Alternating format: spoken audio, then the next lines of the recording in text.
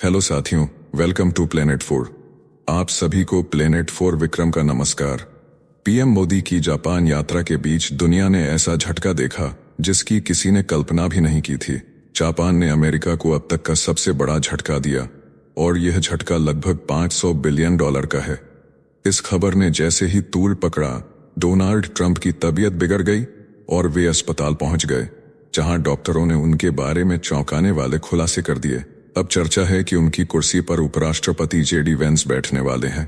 दुनिया अब समझ रही है कि प्रधानमंत्री मोदी किस स्तर के व्यक्ति हैं और भारत किस तरह का देश है जिसके सामने जापान तक ने अमेरिका को ठुकरा दिया।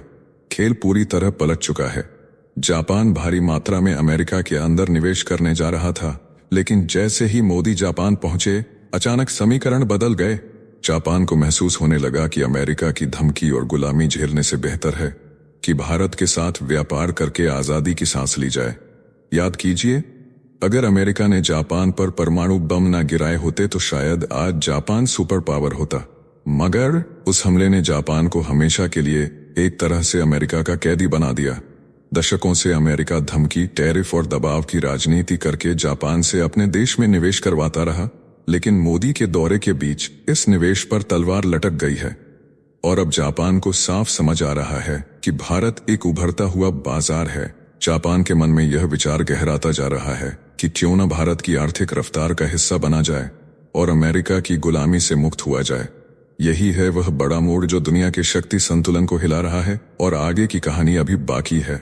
जैसे ही भारत ने अमेरिका का विरोध किया, ठीक वैसे ही अब दुनिया के कई बड़े देशों को नई ताकत मिल रही है ताकि वे भी अमेरिका के खिलाफ अपनी आवाज बुलंद कर सकें, और इसका सबसे बड़ा उदाहरण जापान बनकर सामने आया है। यही वजह है कि ट्रंप प्रशासन भारत के खिलाफ पहले से कहीं ज्यादा आक्रामक हो चुका है, क्योंकि भारत ने जो विरोध किया है उससे अमेरिका को भारी नुकसान हो सकता है और इसी डर से अमेरिका भारत के खिलाफ कोई कड़ा कदम भी उठा सकता है। इसी कारण रक्षा मंत्री राजनाथ सिंह ने भारतीय सेना को साफ कह दिया है कि अगले 5 साल तक लगातार युद्ध जैसी स्थिति में बने रहने की तैयारी कर लो। समझ आ रहा है कि उन्होंने यह बयान क्यों दिया, क्योंकि भारत सीधे अमेरिका से टकरा रहा है और आने वाले समय में यह टकराव और बड़ा रूप ले सकता है। अमेरिका पाकिस्तान और बांग्लादेश को हथियार पहुंचा सकता है और भारत की तैयारी भी उसी लेवल की रहनी चाहिए। सबसे बड़ी बात यह है कि अब पूरे एशिया से अमेरिका की छुट्टी हो सकती है। भारत अमेरिका के लिए एशिया में एक किले जैसा था, एक ऐसा दोस्त जिसकी मदद से अमेरिका एशिया में मजबूत खिलाड़ी बनने का प्रयास कर रहा था और चीन को चुनौती दे रहा था। लेकिन जैसे ही डोनाल्ड ट्रंप ने भारत पर टैरिफ का हमला किया, उसी पल उन्होंने अपनी कब्र खुद खोद दी और अब एशिया से उनकी विदाई तय लग रही है। जो लोग डोनाल्ड ट्रंप को लगातार चेताते रहे कि भारत से मत टकराओ, भारत हाथी है और तुम्हारा चूहे जैसा मुक्का उसके सामने बेकार साबित होगा, उनकी कोई बात ट्रंप ने नहीं सुनी। उल्टा उन्होंने अपने ही पूर्व राष्ट्रीय सुरक्षा सलाहकार जॉन बोल्टन के खिलाफ छापेमारी करवा दी, जो लगातार भारत के पक्ष में बयान दे रहे थे, और अब हालात पूरी तरह ट्रंप के हाथों से निकलते जा रहे हैं। कहानी और भी खतरनाक मोड़ ले रही है।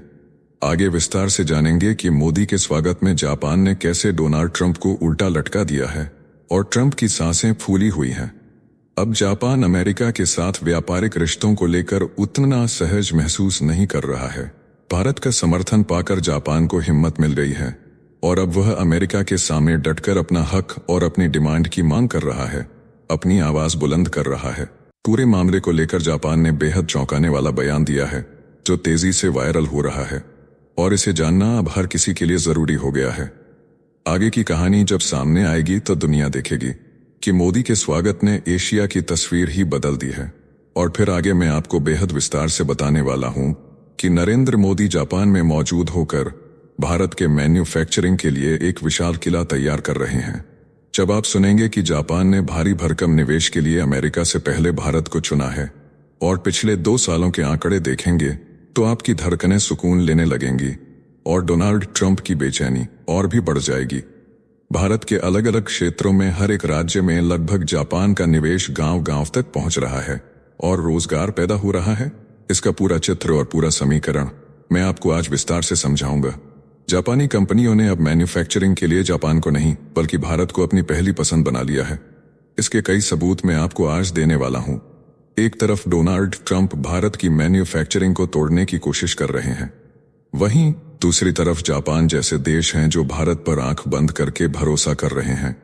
उन्हें यकीन है कि अमेरिकी मार्केट के अलावा भी भारत के पास सैकड़ों मार्केट मौजूद हैं और यही कारण है कि उनका विश्वास लगातार भारत पर बढ़ता जा रहा है।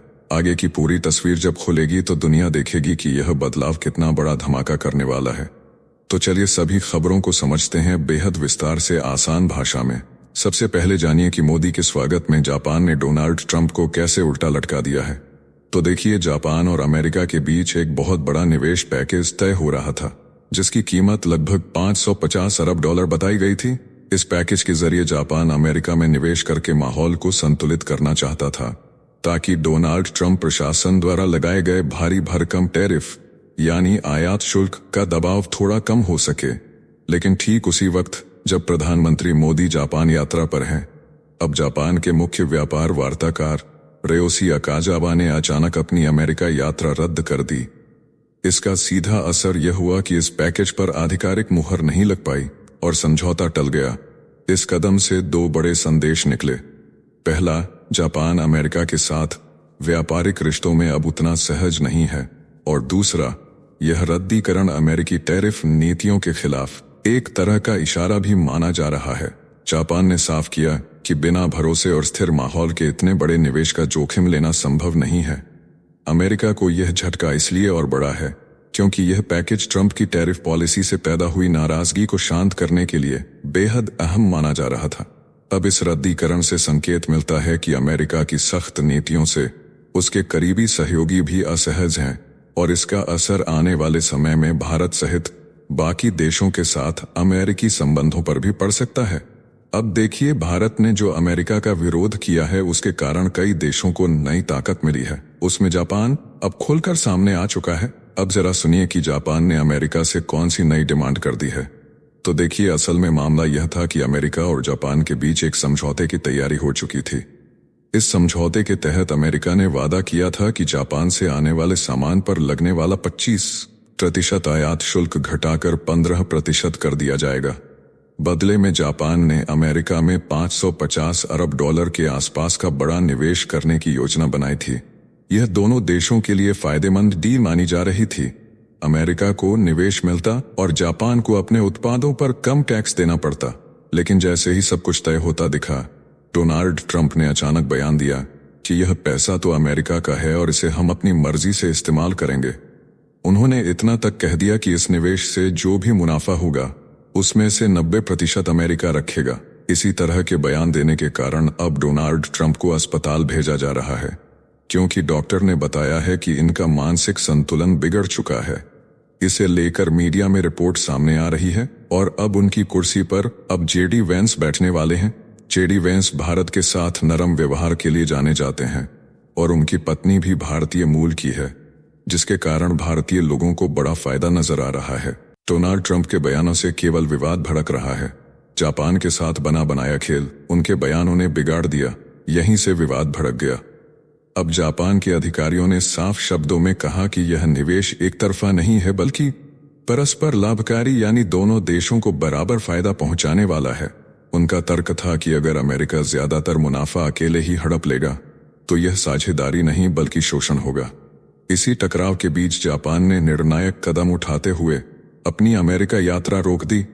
जापान ने साफ कहा कि जब तक राष्ट्रपति ट्रंप आदेशों में बदलाव नहीं करते और टैरिफ की शर्तों को संतुलित नहीं किया जाता, तब तक आगे बढ़ना नामुमकिन है। इस फैसले ने यह भी दिखा दिया कि जापान अपनी शर्तों और सम्मान से समझौता करने के मूड में नहीं है और ट्रंप के दबाव को झुककर स्वीकार नहीं करेगा। अब सुनिए कि मोदी की यात्रा के बीच जापान ने एक नया बयान देकर कैसे कूटनीतिक तूफान मचा दिया है। तो जापानी प्रवक्ता योशिमासा हायाशी ने कहा कि अमेरिकी पक्ष के साथ समन्वय में प्रशासनिक स्तर पर कई मतभेद सामने आए हैं, इसलिए यह दौरा रद्द करना पड़ा। अब क्योदो न्यूज कह रहा है कि फिलहाल अगली तारीख तय नहीं है, जबकि राइटर्स का दावा है कि अकाजावा अगले हफ्ते वॉशिंगटन जा सकते हैं। मगर इस बीच दुनिया का ध्यान नरेंद्र मोदी की जापान यात्रा पर है। 29 और 30 अगस्त को होने वाली इस सालाना भारत जापान शिखर वार्ता में प्रधानमंत्री मोदी और प्रधानमंत्री शिगेरू इशिबा कई रणनीतिक मुद्दों पर चर्चा करेंगे। खास तौर से क्वाड जैसे अहम मोर्चे पर। ऐसे समय में जापान और अमेरिका के बीच यह खींचतान मोदी की यात्रा को और भी अहम बना देती है। जब भारत ने जापान को समर्थन दिया, जब भारत ने अमेरिका का सरेआम बैंड बजाया, तो अब जापान को भी समझ आ रहा है कि वह अमेरिका की गुलामी नहीं करेगा, बल्कि उसके सामने डटकर खड़ा रहेगा। यही कारण है कि जापानी अधिकारी लगातार कह रहे हैं कि पहले राष्ट्रपति आदेश में संशोधन होना चाहिए, ताकि ऑटो पार्ट्स पर लगने वाले शुल्क में कटौती की जा सके और दोहराव खत्म हो। तभी निवेश पर संयुक्त दस्तावेज जारी होगा। इस पूरे विवाद ने एशिया से लेकर अमेरिका तक हलचल मचा दी है, क्योंकि यह महज व्यापार का मामला नहीं, बल्कि वैश्विक शक्ति संतुलन का खेल बन चुका है। और इसी भूचाल के बीच अब सबकी निगाहें प्रधानमंत्री नरेंद्र मोदी की जापान यात्रा पर टिक गई हैं, जहां से निकलने वाला हर संदेश दुनिया के लिए किसी भूचाल से कम नहीं होगा। साथियों, आगे बढ़ने से पहले आप सभी को बता दूं कि अगर आप देश, दुनिया, डिफेंस और इकोनॉमी की 100 से ज्यादा खबरें एक साथ, एक ही जगह पर, एक ही समय में फटाफट रोज देखना चाहते हैं, तो कृपया मेरे साथ जी चिल्स चैनल पर जुड़िए, जहां मैं रोज शाम 9 बजे आपके लिए दुनिया की तमाम सारी खबरें एक साथ लेकर आता हूं। जी चिल्स चैनल का लिंक आपको नीचे डिस्क्रिप्शन या कमेंट बॉक्स में मिल जाएगा। अब आगे ध्यान से सुनिए जापान में मोदी के भव्य एजेंडा के बारे में। तो देखिए, प्रधानमंत्री नरेंद्र मोदी जी जापान पहुंच चुके हैं और यह 2 दिवसीय दौरा भारत जापान रिश्तों को नई ऊंचाई देने वाला साबित हो रहा है। टोक्यो में 15वां वार्षिक शिखर सम्मेलन होने जा रहा है, जहां मोदी और जापानी प्रधानमंत्री शिगेरू इशिबा मिलकर कई बड़े फैसले लेंगे। इस दौरान जापान आधारित मीडिया निक्केई एशिया ने खुलासा किया है कि टोक्यो भारत के साथ कारोबारी रिश्तों को मजबूत करने के लिए 10 ट्रिलियन येन यानी 68 अरब डॉलर का विशाल निवेश करेगा। यह निवेश अगले 10 सालों में आर्टिफिशियल इंटेलिजेंस, सेमीकंडक्टर, पर्यावरण और मेडिसिन जैसे क्षेत्रों में होगा। इसे टोक्यो की अब तक की सबसे बड़ी आर्थिक सुरक्षा पहल कहा जा रहा है। दोनों सरकारें मिलकर आर्थिक सुरक्षा पहल की शुरुआत भी करेंगी, जिससे दुर्लभ खनिजों की सप्लाई और अहम ढांचागत संरचनाओं की सुरक्षा सुनिश्चित होगी। अब मेरी बात जरा ध्यान से सुनिए और समझिए कि कैसे भारत और जापान मिलकर पूरे दुनिया को हिला रहे हैं और अमेरिका की बेचैनी बढ़ रही है। तो देखिए, पिछले 2 सालों में भारत और जापान के बीच संबंधों की रफ्तार इतनी तेज रही है कि दोनों देशों ने 170 से ज्यादा समझौते कर डाले हैं। इनकी कुल कीमत 13 अरब डॉलर से भी ज्यादा है। ये समझौते सिर्फ कागजों पर नहीं रहे, बल्कि जमीन पर भी काम शुरू हुआ है। गुजरात में स्टील प्लांट से लेकर असम में बायोगैस प्रोजेक्ट और टोक्यो में एडवांस रिसर्च लैब्स तक, इन निवेशों ने दोनों देशों के रिश्तों को गहराई और मजबूती दी है। यह साझेदारी make in India, make for the world के विजन को धरातल पर उतार रही है और भारत के औद्योगिक, कृषि और तकनीकी परिदृश्य में नई जान फूंक रही है। अब जरा कंपनियों पर नजर डालिए। जापान की निप्पॉन स्टील ने गुजरात में 15 अरब रुपए का विस्तार किया है और आंध्र प्रदेश में 56 अरब रुपए का एक नया स्टील प्लांट लगाया है। यही नहीं, सुजुकी मोटर ने गुजरात में 350 अरब रुपए की नई यूनिट लगाने का ऐलान किया है और साथ ही 32 अरब रुपए के उत्पादन विस्तार की योजना भी बनाई है। टोयोटा किर्लोस्कर ने कर्नाटक में 33 अरब रुपए और महाराष्ट्र में 200 अरब रुपए के निवेश का ऐलान किया है। इन परियोजनाओं ने भारत में न सिर्फ उद्योगों को नई गति दी है, बल्कि लाखों लोगों के लिए रोजगार के अवसर भी खोले हैं। इसके अलावा जापानी कंपनियों ने रियल एस्टेट और हाई टेक्नोलॉजी में भी बड़ी दिलचस्पी दिखाई है। सुमितोमो रियल्टी ने 4.76 अरब डॉलर का निवेश किया है, जबकि जेएफए स्टील ने 445 अरब रुपए के निवेश का वादा किया है। ये रकमें बताती हैं कि जापान भारत को कितना बड़ा औद्योगिक और रणनीतिक साझेदार मानता है। इतना ही नहीं, एस्ट्रोस्केल जैसी जापानी स्पेस टेक्नोलॉजी कंपनी ने इसरो के पीएसएलवी से अपना पहला जापानी वाणिज्यिक उपग्रह भी प्रक्षेपित किया है। यानी साझेदारी अब धरती से लेकर अंतरिक्ष तक फैल चुकी है। इसका नतीजा यह है कि भारत और जापान की दोस्ती सिर्फ निवेश तक सीमित नहीं, बल्कि आने वाले समय में यह दोनों देशों की किस्मत बदलने वाली ताकत बन रही है। और यही खेल अमेरिका की नींद उड़ाने वाली है। जापान एक तरह से भारत के मैन्युफैक्चरिंग और अर्थव्यवस्था का प्रमुख इंजन बन चुका है। इसे और गहराई से समझते हैं तो देखिए, जापानी कंपनियां अब सिर्फ बड़े उद्योगों में ही नहीं, बल्कि भारत के छोटे और मध्यम स्तर के उद्योगों को भी अपने साथ जोड़ रही हैं। टोक्यो इलेक्ट्रॉन, फुजी फिल्म और टाटा इलेक्ट्रॉनिक्स मिलकर भारत में सेमीकंडक्टर का पूरा इकोसिस्टम खड़ा कर रहे हैं।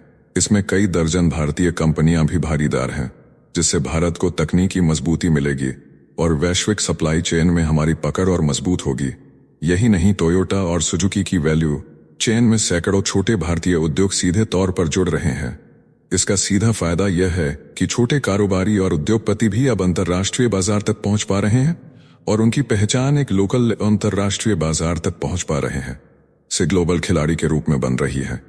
फुजित्सु जैसी दिग्गज टेक्नोलॉजी कंपनी ने भारत में अपने ग्लोबल कैपेबिलिटी सेंटर खोले हैं और यहां 9,000 भारतीय इंजीनियरों की भर्ती शुरू कर दी है। इसका मतलब है कि जापानी निवेश अब भारत के युवाओं के लिए रोजगार के नए दरवाजे खोल रहा है। दूसरी ओर जापानी कंपनियों का सहयोग सीधे भारत के गांवों तक पहुंच चुका है। सोजित्स कॉरपोरेशन और इंडियन ऑयल मिलकर लगभग $395 मिलियन की लागत से 30 बायोगैस प्लांट बना रहे हैं।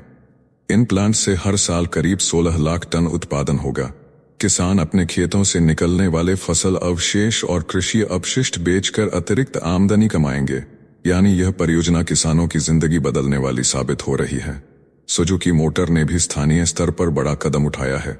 राष्ट्रीय डेयरी विकास बोर्ड और सहकारी समितियों के साथ मिलकर कंपनी बनासकांठा में 4 बायोगैस प्लांट बना रही है, जिसकी लागत लगभग 2.3 अरब रुपए है। खास बात यह है कि इस प्रोजेक्ट में गाय के गोबर से कार्बन न्यूट्रल बायोगैस तैयार होगी और इसे सीएनजी गाड़ियों को ईंधन के रूप में दिया जाएगा। इस पहल को संयुक्त राष्ट्र की संस्था यूनिडो ने भी अपने औद्योगिक सहयोग कार्यक्रम में शामिल किया है। यह न सिर्फ प्रदूषण और उत्सर्जन घटाएगा, बल्कि भारत की ऊर्जा आत्मनिर्भरता को बढ़ाएगा, गांवों में रोजगार पैदा करेगा और किसानों की आय दोगुनी करने के सपने को हकीकत बनाएगा। यह साझेदारी दिखाती है कि भारत जापान का रिश्ता अब शहरों से निकलकर गांव-गांव तक पहुंच गया है और दोनों देश मिलकर हर स्तर पर विकास की नई कहानी लिख रहे हैं। अब आगे जो मैं बताने वाला हूं उसे सुनकर आप समझ जाएंगे कि जब भारत और जापान की जोड़ी मजबूत रहेगी तो इसके सामने अमेरिका हो या चीन, सबके सब धराशायी हो जाएंगे। क्योंकि जापान अब भारत में रोजगार देने के लिए और भारत के एक्सपोर्ट का कमान संभाल चुका है। चलिए इसे भी जानते हैं। तो देखिए, निप्पॉन स्टील के प्रोजेक्ट से स्पेशलिटी स्टील का निर्यात बढ़ेगा। टोयोटा और सुजुकी के हाइब्रिड और इलेक्ट्रिक वाहन मेड इन इंडिया टैग के साथ अफ्रीका, मध्य पूर्व और दक्षिण पूर्व एशिया में जाएंगे। मानव संसाधन क्षेत्र भी तेजी से आगे बढ़ रहा है। इंडिया जापान टैलेंट ब्रिज कार्यक्रम के तहत 50,000 से ज्यादा भारतीय और जापानी छात्र, प्रोफेसर और पेशेवर पिछले 5 सालों में सीमाएं पार कर चुके हैं। अब दोनों देशों की कंपनियां युवाओं को इंटर्नशिप, रोजगार और ट्रेनिंग देकर वैश्विक सहयोग को नई दिशा दे रही हैं। जापान की यह साझेदारी न केवल भारत की अर्थव्यवस्था को गति दे रही है, बल्कि एशिया और पूरी दुनिया में विकास की नई कहानी लिख रही है। अब आगे सुनिए कि प्रधानमंत्री मोदी जी जापान में मौजूद होकर कैसे अमेरिका और चीन दोनों को चुनौती देंगे। तो देखिए, श्री मोदी की यात्रा ऐसे समय में हो रही है जब अमेरिका के साथ व्यापारिक तनाव चरम पर है। अमेरिकी राष्ट्रपति डोनाल्ड ट्रंप ने भारत पर 50% का टैरिफ लगाकर वैश्विक राजनीति में भूचाल ला दिया है। इसी वजह से क्वाड की बैठक इस यात्रा का अहम हिस्सा है। भारत जापान के साथ मिलकर चीन के बढ़ते दबदबे को रोकने के लिए रणनीति बना रहा है। विदेश मंत्रालय ने साफ कहा है कि क्वाड अब सिर्फ सुरक्षा मंच नहीं बल्कि आर्थिक विकास का भी विकल्प बनेगा। अब आगे भारत और जापान के बीच बुलेट ट्रेन और टेक्नोलॉजी के संगम को सुनिए। तो देखिए, मोदी इस दौरे में टोक्यो के इलेक्ट्रॉन फैक्ट्री और तोहोकू शिंकानसेन प्लांट का भी दौरा करेंगे, जहां बुलेट ट्रेन के कोच बनाए जाते हैं। जापान और भारत की बुलेट ट्रेन परियोजना को आगे बढ़ाने के लिए दोनों नेता साथ आएंगे। इस दौरे में भारत जापान की रक्षा साझेदारी को भी नई दिशा मिल सकती है। भारतीय नौसेना और जापानी मैरीटाइम सेल्फ डिफेंस फोर्स अब भारत में जहाजों के रखरखाव को लेकर सहयोग बढ़ाने की योजना बना रही हैं। यह कदम इंडो पैसिफिक क्षेत्र में दोनों देशों की ताकत को और मजबूत करेगा। अब आगे सुनिए कि मोदी जी अमेरिका को कैसे झटका देने जा रहे हैं और इस झटके से एशियाई कूटनीति की नई दिशा कैसे निकलेगी। तो बात ऐसी है कि मोदी की जापान यात्रा खत्म होने के बाद वे सीधे चीन जाएंगे। वहां वे शंघाई सहयोग संगठन के शिखर सम्मेलन में शामिल होंगे, जिसे चीनी राष्ट्रपति शी जिनपिंग की मेजबानी में तियानजिन शहर में आयोजित किया जाएगा। यानी मोदी का यह एशियाई दौरा न केवल भारत जापान रिश्तों को मजबूत करेगा, बल्कि पूरे इंडो पैसिफिक में शक्ति संतुलन की नई पटकथा भी लिखेगा। दुनिया की नजरें इस दौरे पर टिकी हैं और भारत के लिए यह पल इतिहास रचने वाला साबित हो सकता है। इसी के साथ अब सुनिए कि जापान ने डोनाल्ड ट्रंप को दूसरा कौन सा बड़ा झटका दिया है। तो देखिए, डोनाल्ड ट्रंप के टैरिफ बम का असर अब छोटे पैकेजों तक पहुंच गया है।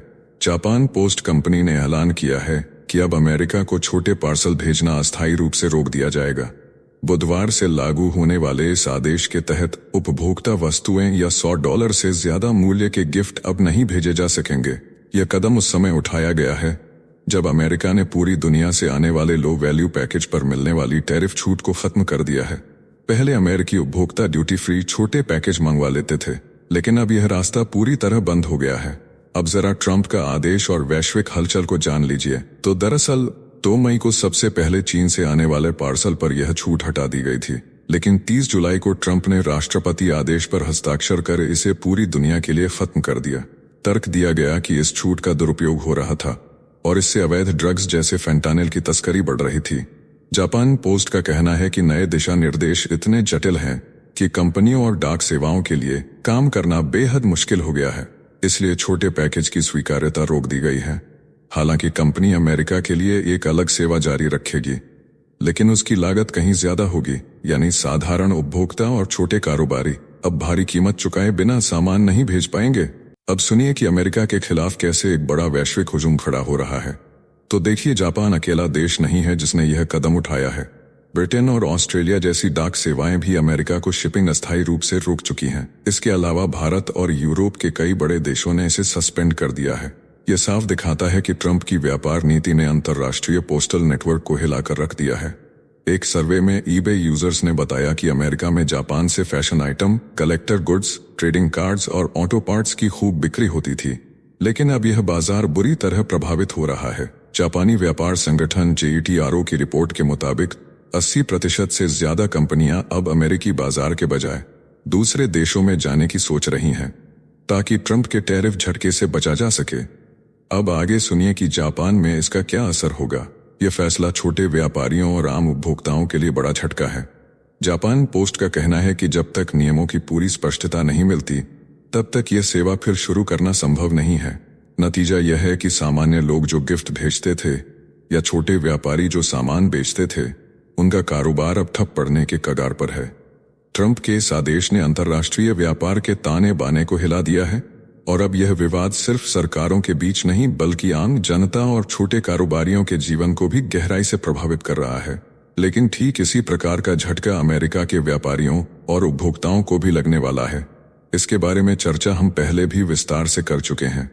इस वीडियो में फिलहाल इतना ही। जल्द मिलते हैं एक और नई अपडेट के साथ।